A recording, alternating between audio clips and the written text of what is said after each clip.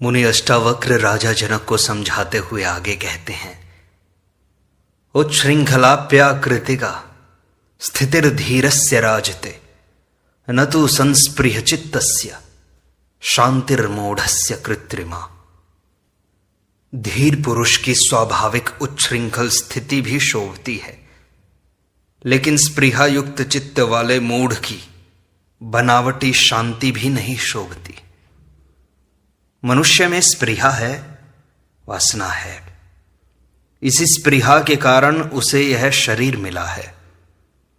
यदि संसार में कुछ भोगने की, कुछ करने की चाह ही नहीं होती तो यह शरीर उसे मिलता ही नहीं। घड़े का निर्माण तभी होता है जब उसमें कुछ भरना है।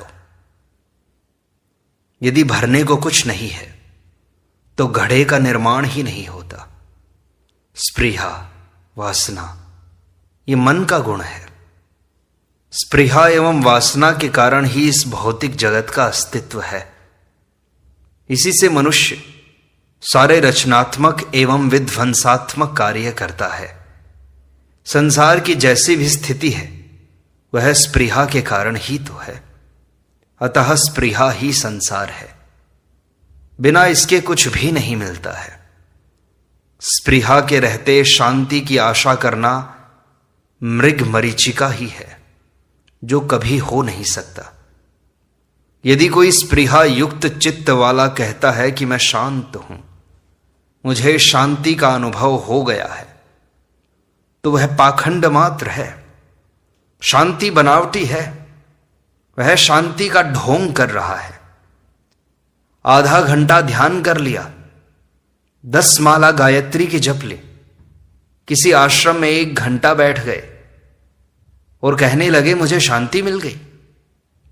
यह शांति नहीं, धोखा है, पाखंड है। वे शांत प्रतीत होते हुए भी अशांत हैं। उनकी शांति ऊपरी ऊपरी है, जो एक क्षण में विलीन हो सकती है। ऐसी शांति मूढ़ की ही शांति है, जो क्षणिक है, बनावटी है। इसके विपरीत यानी स्पृहा मुक्त हो जाने से वास्तविक शांति को उपलब्ध होता है, क्योंकि अशांति का कारण स्पृहा थी, जो मिट गई, नष्ट हो गई। इसलिए वही परम शांत है। उसकी शांति स्वाभाविक है। यदि ऐसा ज्ञानी उच्छृंखलता भी दिखाई देता है तो भी वह शोभा पाता है, क्योंकि उसमें कोई विकार नहीं होता। उसके पीछे स्पृहा, वासना नहीं होती। भीतर की गंदगी को छिपाने के लिए मनुष्य बाहरी आडंबर करके उसे छिपाना चाहता है, जबकि भीतर से निर्मल होने पर उसे इसके लिए कुछ भी करने की आवश्यकता नहीं होती। अष्टावक्र कहते हैं, विलसंती महाभोगैर विशंति गिरि गह्वरान निरस्त कल्पना धीरा अबद्धा मुक्त बद्धया। कल्पना रहित, बंधन रहित और मुक्त बुद्धि वाले धीर पुरुष कभी बड़े बड़े भोगों के साथ क्रीड़ा करते हैं और कभी पहाड़ की कंदराओं में प्रवेश करते हैं। जिस ज्ञानी की स्पृहा शांत हो गई, कोई वासना नहीं रही, जो कल्पना रहित, बंधन रहित हो गया, जिसे सृष्टि में एकत्व का बोध हो गया, वह मुक्त चित्त वाला धीर पुरुष बड़े बड़े भोगों के साथ क्रीड़ा करते हुए भी उनसे अलिप्त, अछूता रहता है। वह भोगों को क्रीड़ा की भांति, खेल की भांति, नाटकवत तटस्थ होकर साक्षी भाव से भोगता है। वह चाहे तो पहाड़ की कंदराओं में भी रह सकता है। दोनों में ही वह अनाग्रह पूर्ण होता है। दोनों में वह समभाव वाला रहता है। जिसे भोगों के भोगने या उन्हें त्याग कर जंगल चले जाने का आग्रह होता है, जो सब कुछ नियम संयम में बंधकर कार्य करता है, जो सिद्धांतों, मान्यताओं, परंपराओं, रूढ़ियों के अनुसार चलता है, ऐसा व्यक्ति मुक्त नहीं है, वह बंधनग्रस्त है। ज्ञानी सभी प्रकार के बंधनों से मुक्त होकर केवल आत्मा में रमण करते हुए स्वच्छंदचारी होता है। अष्टावक्र आगे कहते हैं, श्रोत्रियम देवताम तीर्थम गमनाम भूपतिम प्रियम दृष्ट्वा संपूज्य धीरस्य न कापि हृदय वासना। वे कहते हैं धीर पुरुष के हृदय में पंडित, देवता और तीर्थ का पूजन करके तथा स्त्री, राजा और प्रियजन को देखकर कोई भी वासना नहीं होती। अज्ञानी की स्पृहा होती है, वासना होती है, जिनकी पूर्ति हेतु वह ज्ञान प्राप्ति के लिए पंडितों के पास आता है। धन, यश एवं पुत्र प्राप्ति हेतु देवताओं की पूजा अर्चना करता है।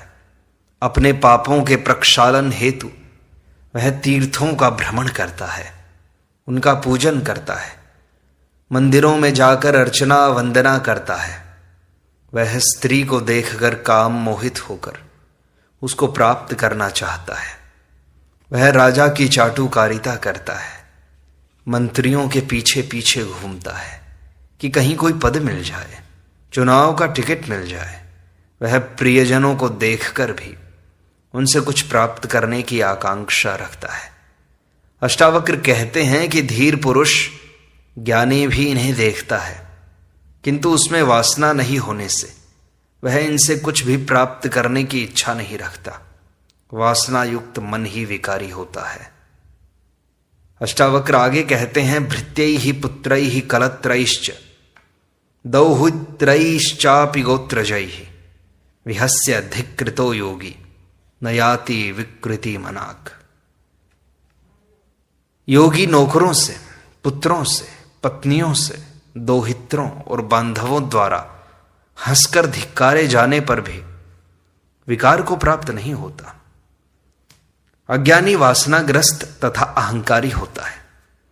वासना के कारण ही उसमें लोभ एवं मोह होता है, जिनकी पूर्ति न होने पर उसे क्रोध आता है। मान सम्मान की चाह अहंकार के कारण होती है। यदि वह न मिले अथवा कोई उसका तिरस्कार करे, अपमान करे, उपेक्षा करे, तो उसकी सीधी चोट उसके अहंकार पर होती है, जिससे वह तिलमिला उठता है एवं बदला लेने का प्रयत्न करता है। जब द्रौपदी ने कौरवों को कहा कि अंधे के अंधे ही होते हैं, तो कौरवों के अहंकार पर चोट लगी एवं उसकी परिणति महाभारत युद्ध में हुई। संसार में इस अहंकार पर चोट करने के कारण ही अनेक उपद्रव हुए हैं। एवं जो इस अहंकार को फुसलाने की कला जानते हैं, वे अपना काम बड़ी आसानी से निकाल लेते हैं। अहंकार से मुक्त योगी यदि पाप नहीं करता तो पुण्य भी नहीं करता। वह जैसा है वैसा ही अपने स्वभाव में स्थित रहता है। इसलिए अष्टावक्र कहते हैं कि योगी अहंकार रहित हो जाने से अपने नौकरों, पुत्रों, पत्नियों, दोहित्रों और बांधवों आदि के द्वारा धिक्कारे जाने पर भी तथा हंसी उड़ाए जाने पर भी विकार को प्राप्त नहीं होता है, क्योंकि अहंकार ही सब विकारों का मूल है।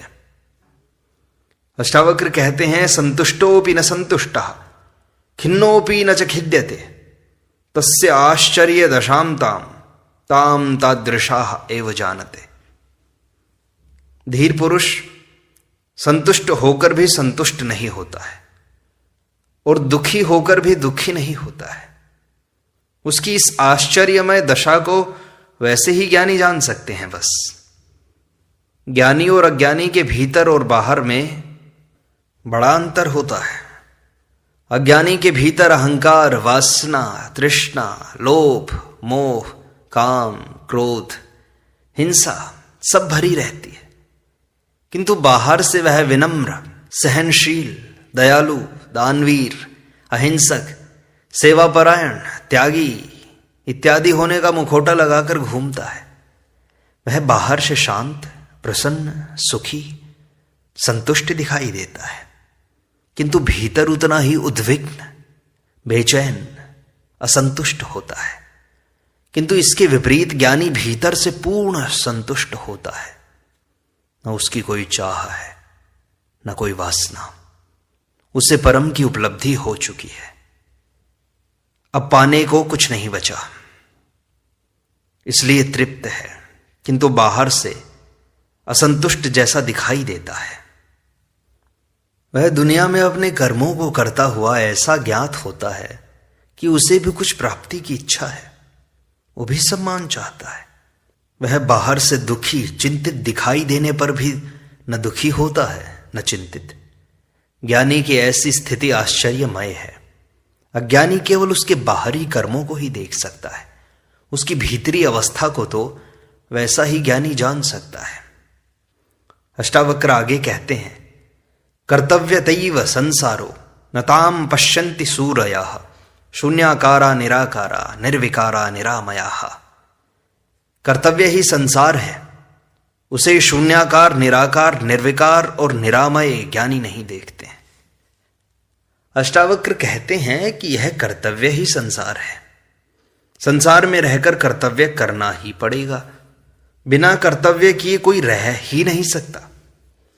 यह संसार जैसा है वह कर्तव्य का ही परिणाम है।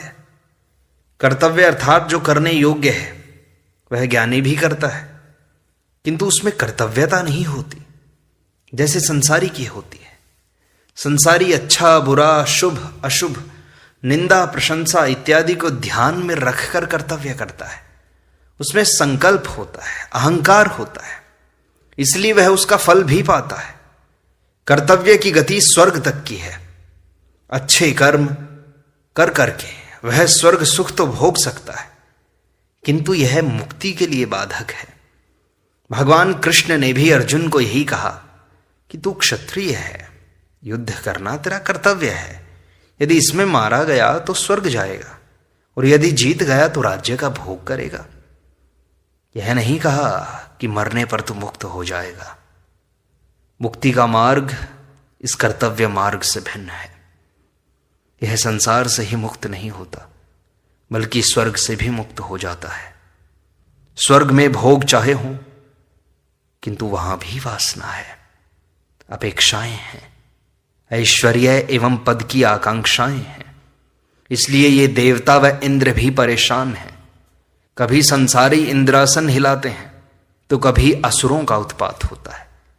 उन्हें भी चैन नहीं है। केवल ज्ञानी ही वासना रहित हो जाने से मुक्त है। वह शून्याकार, निराकार, निर्दोष और दुख रहित होता है, जिससे वह संसार को कर्तव्य की भांति न देखकर अभिनेता की भांति देखता है। वह केवल परमात्मा को ही कर्ता मानता है। जो इस सत्य को नहीं जानता वह कर्तव्य की ही बातें करता है। कर्तव्य, संकल्प, मनोबल, महत्वाकांक्षा, संघर्ष, विजय, दौड़ धूप, ये सभी संसारी के लक्षण हैं। अष्टावक्र आगे कहते हैं, अकुर्वन्नपि संक्षोभात् व्यग्रह सर्वत्र मूढ़धीः कुर्वन्नपि तु कृत्यानि कुशलो ही निराकुलः। अज्ञानी कर्मों को नहीं करता हुआ भी सर्वत्र विक्षोभ, संकल्प विकल्प के कारण व्याकुल दिखाई पड़ता है, और ज्ञानी सब कर्मों को करता हुआ भी शांत चित्त वाला होता है। इस सूत्र का अर्थ यह कदापि नहीं है कि ज्ञानी कर्म नहीं करता। वह आलसी, अकर्मण्य हो जाता है, मठों, मंदिरों एवं एकांत में जाकर बैठ जाता है, लोगों से दान दक्षिणा भेंट पूजा लेता है, उनसे पांव दबवाता है एवं कर्म से विमुख हो जाता है। बल्कि वह सच्चा कर्तव्यनिष्ठ होकर फलाकांक्षा से रहित होकर कर्म करता है। यही तो कर्म का सौंदर्य है, यही कर्म की कुशलता है। गीता में कहा है, योग से ही कर्म में कुशलता आती है। पैसों के लिए काम करने वालों और स्वांतः सुखाए काम करने वालों की कला, संगीत, साहित्य एवं अन्य कर्मों में कितनी कुशलता होती है, यह स्पष्ट देखा जा सकता है। अष्टावक्र इसमें ज्ञानी और अज्ञानी के कर्मों का भेद स्पष्ट करते हुए कहते हैं कि अज्ञानी यदि इस तत्व बोध को सुनकर कर्म करना छोड़ दे तो उसे मुक्ति नहीं हो सकती, उसे आलसी ही कहा जाएगा। बाहर से कर्म छोड़ने पर भी उसके भीतर संकल्प विकल्प रहता है। जब तक ये विक्षेप शांत नहीं होते तब तक मुक्ति नहीं है। इसके विपरीत ज्ञानी के सभी विक्षेप शांत हो चुके हैं, इसलिए वह सभी प्रकार के सांसारिक कर्म करता हुआ भी अशांति को प्राप्त नहीं होता है। यही कर्म की कुशलता है जो योगी को ही प्राप्त हो सकती है। इसलिए संसार छोड़ना या कर्म से भागना यह मुक्ति नहीं है। अज्ञान को मिटाकर चित्त की शांत अवस्था को प्राप्त होना ही तो मुक्ति है, और जो केवल आत्मबोध से ही संभव है। अष्टावक्र आगे कहते हैं, सुखम आस्ते सुखम शेते सुखम आयाति याति च सुखम वक्ति सुखम भुंक्ते व्यवहारे शांत धीहि। अष्टावक्र कहते हैं, शांत बुद्धि वाला ज्ञानी व्यवहार में भी सुखपूर्वक बैठता है, सुखपूर्वक आता है और मर जाता है, सुखपूर्वक बोलता है और सुखपूर्वक भोजन करता है। मनुष्य बाहर जो भी व्यवहार करता है वह उसके चित्त में चल रही हलचल का ही प्रक्षेपण है। अशांत चित्त वाला व्यक्ति बैठने, आने जाने, बोलने तथा भोजन करने में भी अशांति का ही अनुभव करेगा। उसके मन में चल रहे अशांत विचारों के कारण वह सुखपूर्वक न खा पी सकता है, न सो ही सकता है। नींद उसे आती ही नहीं, वह शांत होकर बैठ भी नहीं सकता।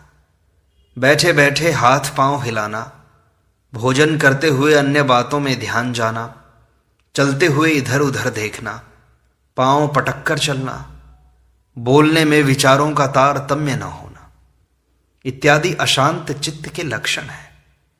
व्यक्ति के बाहरी व्यवहार से, उसकी आंखें और चेहरे के हाव भाव से उसके भीतर की हलचल को जाना जा सकता है। ऐसा व्यक्ति सुखी नहीं कहा जा सकता। अष्टावक्र कहते हैं कि जो भीतर से शांत चित्त है वही खाते पीते, उठते बैठते, आते जाते, बोलते हुए सुख का अनुभव करता है। अशांत चित्त वाला व्यवहार में भी सुख का अनुभव नहीं करता है। अष्टावक्र कहते हैं, स्वभावाद यस्य नैवातिर लोक वद व्यवहारिणः महाहृदा इवाक्षोभ्यो गतः क्लेशः सुशोभते। जो ज्ञानी स्वभाव से व्यवहार में भी सामान्य जन की तरह नहीं व्यवहार करता और महासरोवर की तरह क्लेश रहित है, वही तो शोभता है, वही सुंदर लगता है। ज्ञानी और अज्ञानी दोनों ही संसार में रहते हुए सभी प्रकार के कार्य एवं व्यवहार करते हैं, किंतु अज्ञानी के सभी कर्म तथा व्यवहार अहंकार, वासनाएं एवं अपेक्षाओं के कारण होते हैं, जिनसे वह दुख को ही प्राप्त होता है। जबकि ज्ञानी कर्म एवं व्यवहार करता हुआ भी उनसे अलिप्त रहता है, उन्हें खेल समझकर करता है। फलाकांक्षाएं एवं अपेक्षाएं उनके साथ लगी न होने से वह खेद को प्राप्त नहीं होता। कर्म में ही उसका आनंद निहित रहता है, जबकि अज्ञानी का आनंद फलाकांक्षा में निहित रहता है, इसलिए वह सदा दुखी ही रहता है।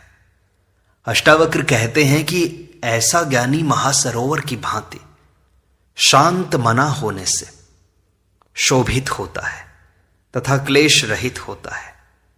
अज्ञानी के संसार में जितने भी व्यवहार हैं उन सबका पालन करते हुए भी दुखी रहता है, जबकि ज्ञानी इन सामान्य जनों की भांति व्यवहार नहीं करता हुआ भी क्षोभ एवं क्लेश रहित होता है। अधिक व्यवहार क्लेश का ही कारण बनता है।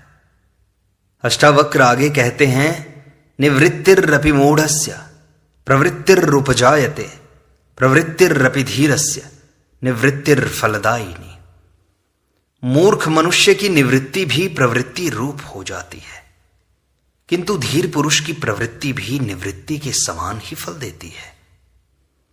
इस सूत्र में अष्टावक्र प्रवृत्ति एवं निवृत्ति के स्वरूप को बताते हुए कहते हैं कि मूढ़ पुरुष चाहे सांसारिक पदार्थों को, घर बार, पत्नी, बच्चों आदि को छोड़कर जंगल चला जाए, वह चाहे हाथी, घोड़े, हीरे जवाहरात, महल आदि छोड़कर कोपीन धारण करके सन्यासी बन जाए, चाहे वह मुंडन करा ले, चाहे लोचन करे, किंतु जब तक उसमें अज्ञान है, मूढ़ता है, अहंकार है, वासना है, आसक्ति है, कुछ पाने की आकांक्षा है, तब तक उसमें निवृत्ति नहीं, प्रवृत्ति ही है।